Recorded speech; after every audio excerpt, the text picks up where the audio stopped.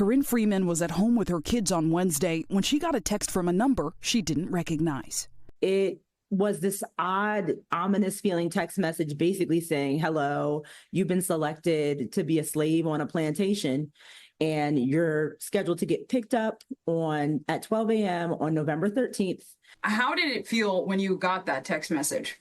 Well, I was immediately disturbed. And she's not alone. Social media sites have been flooded with people from New York to Florida who say they've gotten these racist messages. Freeman and others believe the texts may have been sparked by the current political climate. I think that this is intentional to scare people of color, Black people, into a reality that we don't want to go back to. The wording of the texts appear to differ. Some have misspellings, others address individuals by name. But the theme is consistent, telling recipients they've been selected to pick cotton.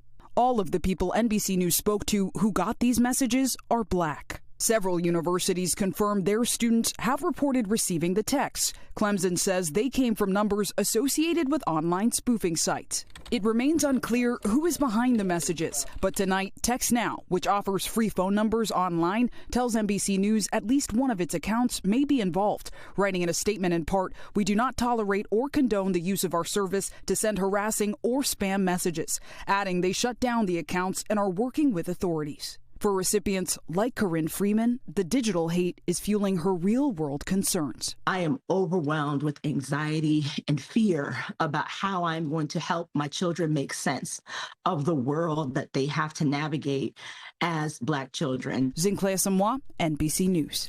Thanks for watching. Stay updated about breaking news and top stories on the NBC News app or follow us on social media.